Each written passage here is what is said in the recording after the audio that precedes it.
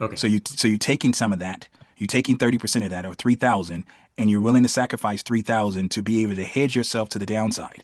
So in this case, the way we structured this, Mm, we sold this and we mm. bought these. And so if it does drop below 576, this hedge will hedge out 9,000, over $9,000 of risk for us in this example. For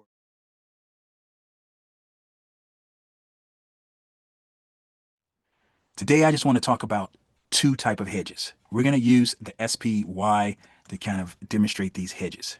I'm going to give you two examples. The assumption here is that you have an account that's 25K, and we're going to talk about having an account of 100K. So when you are hedging your entire portfolio, the way we like to teach it here at Dorian Trader is that we are primary option sellers. So we're going to receive most of the time premium into our account for the trades that we do. So if we sold $1,000 worth of premium for a $25,000 account, then that's how much monies we could make if it all went to expiration. If we didn't do anything and nothing went wrong, it all expired out of the money, our account would go from 25K to 26K, right? Because we kept the entire amount of monies we sold on those options. If we had a $100,000 account, and I just say you sold 10K worth of premium, well, if all of that expired out of the money, it all expired worthless, then that means your account would be $10,000 higher. It'd be 110 instead of 100K. So that's if everything goes right and you allow it to expire out of the money. You guys know we don't do that here at Dorian Trader, but this is for example purposes. But what I want you to get out of this is that this is monies that you can potentially make. This thousand, if you're using a 25K account, or a hundred, or 10,000 if you're using a 100K account. You take some of the monies. Let's just say you decided you were going to take 30% of this monies. So if it was $1,000, you would take 300 to hedge. Okay? You would take 300 to hedge, and in this case, you would take 3,000 to hedge. Just using 30% as just a number that we use here at Dorian Trader. It can be less. A lot of times we say 10 to 30%. I'm using 30% here. All right, so if you did that, you would still, if you held to expiration, we're using that as an example because that's uniformed. Some of us might want to get out at 50%. Some of us might want to get out 75%. Some of us might be getting out at 25%. But I just say we're all going to expiration. So you can still make $700 here, and you can still make 7,000 here. What you're doing is taking some of the potential profits, taking some of those monies, and you are buying a hedge. So you're buying your hedge for free because someone paid you the monies that you have. Someone paid you this $1,000. Someone paid you this $10,000. You're taking some of that and you're going to buy a hedge. And so it's two ways I want you to consider buying a hedge. We're going to do the 25K account first. So let's say that you wanted to sell an option, a call spread up here, and you were willing to lose up to $300. So let's say you sold at this 34 delta here, and you decided you were going to sell, let's say, a 5 point wide spread here. Okay. So in this example here, if you didn't receive anything, which you are receiving about $200, the most you can lose here is $500, right? Receive, or we're using $300 of the account from the premium that we received. We're using $300 of that to hedge. So when you factor in what you're receiving, the most you can lose on here is about $300. That was the hedge that we were talking about. That's one way you can hedge. I like to do it at a smaller amount so that we can get that monies, and then we can buy a put. They're not showing us individual strikes here. They're showing us 5 point wide. So if we had individual strikes, that'll work a little bit better. But this is a hedge that you can do. But I would love to take some of those monies and then hedge the put side even more. So let's just say we went and we decided that we were going to buy at or near this 30 delta here, and we were going to do something like this. This is going to allow us to hedge a little bit more. It's still around that $300 range, a little bit more than that, but you can see now it's going to potentially max hedge of 368. So what we're doing here is we're doubling up on the bearishness. This is not working out perfectly the way I want to, where I would normally want it to be, because in this example they have 1 point wide spreads on the put side and 5 point wide spreads on the call side. But this still works, and you're getting the idea of doing a kind of double dipping hedge. Right? When you're selling a call spread, that is a bearish position, and when you buy a put spread, that is a bearish position.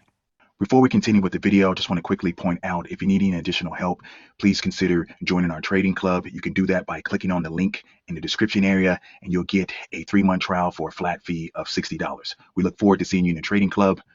Back to the video. So you're doing it all for credit here. So the only way you lose is that it has to jump up past this 620, and that's where you can lose this 333, this max loss here. If it stays below 615, you're going to win something. And if it goes below the 576, that's where you will win the 369, or that's how much it can potentially hedge you. So this is a hedge that if it doesn't go up too much, you can win on the hedge. If it goes down a lot, you're going to win the max amount that you wanted for the hedge. It's going to offset your risk some to the downside. You're not trying to offset all your risk. You're just trying to offset some of your risk. This is what I call kind of a custom hedge, where you take some of the monies, you sell something to receive a little bit more monies, or to receive some capital, and then you buy the hedge. And then on the overall concept, you're trying to be okay with how much your max loss would be to kind of reduce some of the risk to the downside. In this case, if you lost 330, you would still make 670 here in this example. You will still win. You will win because your overall portfolio is bullish, but you're trying to take some of the risk off the downside. If we're doing the same trade with the $100,000 account, and we had 10,000 that we received, and we're trying to use 3,000 of that, so now you can see that this can be completely different. So in this example, receiving some monies here, we're taking that monies and we're buying this here. I see. So basically, you had another trade that made you $10,000. Correct. You have $10,000 not made you, but you have $10,000 you can potentially make with the other on your portfolio to the upside. Okay. So you're taking some of that. You're taking 30% of that, or 3,000, and you're willing to sacrifice 3,000 to be able to hedge yourself to the downside. So in this case, the way we structured this, we sold this and we bought these. And so if it does drop below 576, this hedge will hedge out over $9,000 of risk for us in this example, for the max potential loss of 3,000 if it goes up, but it's costing us $1,000 in this example. So we're not getting this for credit the way I structured this, but you can manipulate the kind of structure of this to get a credit like we did with the 25,000 example, or you can do something like this. But the key is not losing more than 3,000 on the hedge. The most you can lose is 3,000 on the hedge in this example. So is the purpose of the call side of this hedge to really just pay for the put side? Yes, it's to pay for the put side. In this case, it's not paying for the put side, but if it goes down, it's going to enhance that, how much you can potentially hedge yourself to the downside. Yeah, I just noticed the 51 contracts you have on the put side. Yeah, that's a lot of contracts the way I structured it, right? So let's structure it in a different way to be able to get a credit. So if we delete this now, and so now we have a credit of $800. Okay. So what we want to do is make sure we don't use more than $800 to this put side. So let's go here and let's do it a little wider this time. So let's try to do 3 points wide. And if we did that, we're still getting a small credit, where I got 4 there. Let's do that differently. Let's take off the 4 so you can get a better credit. Let's make this 1. We made that 1. And then that's still a nice little credit. So let's see what this would look like. So that is still a credit to help us to the downside, right? That is still a credit to help us to the downside. And so you can see that this right here is still a pretty good credit. If we remove this here, that's still a small credit. And we pretty much have the ability to protect us all the way to the downside. Obviously, we don't think it's going to drop that much, but I just say we thought it had the possibility to go to the 15 delta or something. So let's go here. Well, in this example here, we can hedge ourselves for up to $3,400.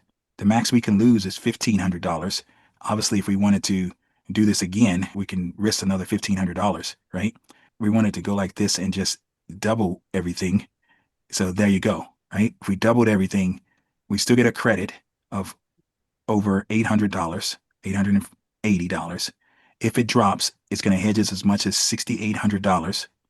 And if it jumps all the way up past the 620, the most we can lose is the 3,100. That's what we were trying to make lose, basically around that 3,000 mark. So you have to play with the kind of, in this type of scenario, you play with what the strikes are going to be and things like that. It's not going to always be uniformed, but you play with it until you get a credit or until you pay for it, you're using it as a debit, as something you're okay with paying. Okay. I like to do these most of the time for a credit though. So in this case, I'm getting for a credit. So I have a 63% chance of winning something on the hedge, as you guys can see. Even though I don't care about winning on the hedge, but if I can, then great. And so if in this case, if it doesn't jump up too much, I'm going to make something. And if it does fall, this is going to hedge me, but I don't want it to fall because my overall portfolio is bullish, right? My overall portfolio is bullish. I want it to go up.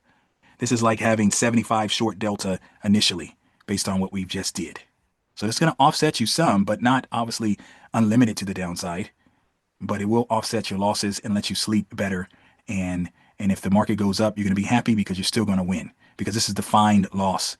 It's 3,000, and that just we were using the example. If you're 10,000 expired worthless, well that means you minus the 3K. That means you're still going to win 7K if it shot up all past the 620. Hey, Brian, I have a question on this. Yes.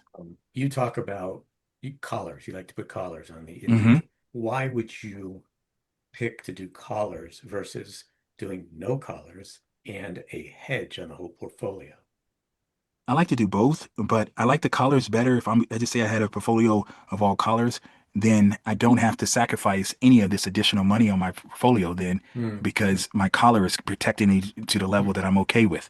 But Mhm. sometime I have on, decently wide collars and I say, okay, well, if we go up, I'm going to win anyway. I'm going to sacrifice some of the premium. So for example, I did this last night. The market was up only down about 25 points. I went over here and I sold this bear call spread, right? In this safeguard account. I've already got almost everything collared. As you can see, this ES position right here, this is collared. But I received 210 and then I went and bought a put spread with 53 days to go. So I sold this call spread with 53 and then I went into the micros to be able to get more kind of on my hedge and bought a micro 100 points wide for $132. So if nothing happens, I'm basically still going to win about $70. If it doesn't go up too much and doesn't go down too much, I'm still going to win, $70 on the hedge. If it drops a lot, I can make potentially up to $500 on this, plus the 200 that I hedged. So that's $700 that I can make on this hedge, or it's $700 that the hedge is going to offset. And keep in mind, most of this account is collared off already. But sometime I will look at things and say, yeah, the collar is going to help me. I'm going to be fine, but I want even more protection. So Brian, this is kind of how I've looked at it. Maybe this isn't right, so that's where I'll throw it out there. Mhm. The difference between a collar and a hedge, to me, a collar will get you out of a bad position.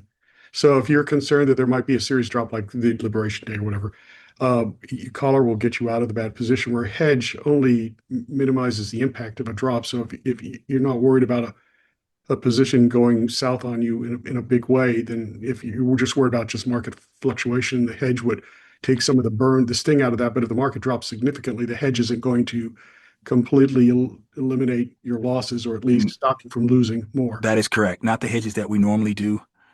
Not this one, but this was not going to help you as much as a collar. You're correct on that. It's another one that's going to help you, but the collar is going to help you more, you guys, because it's literally direct and it's gonna offset at a certain point, and then it's no more pain. And with this hedge, as Mark is saying, it could be more pain. It's just going to be less pain because you have it, but it still can be quite a bit of pain. What's your prediction? Pain. Some of you guys remember that, And this would Mr. help T. you with your portfolio delta, right? Clubber Lane. Yeah, so it'll help you with your portfolio delta, yes, and it's going to offset. So, for example, let's just say if your overall portfolio might be down in 5,000, well, this is offsetting 20% of it, give or take, right, with this type of hedge. So it's just taking some of the pressure off your account, allows you to not panic, allows you to sit on your position and let things play out. So I'm always thinking about what I can lose before what I can make. And so coming up with hedges like what I just showed is a way that I think about that, right? It's kind of an unorthodox type of hedge, but it's can hedge you nevertheless in a really nice way. And this is the SPY we were just looking at. Well, if I had $100,000 account, I sold $3,000 of premium. If you have an account, or if you ever had an account that size, selling $10,000 of premium with that size account is not hard, right? So this is a real type of example of how you can hedge yourself and still potentially, not have to lose on your hedge, but being okay with that. You have to grow to being okay.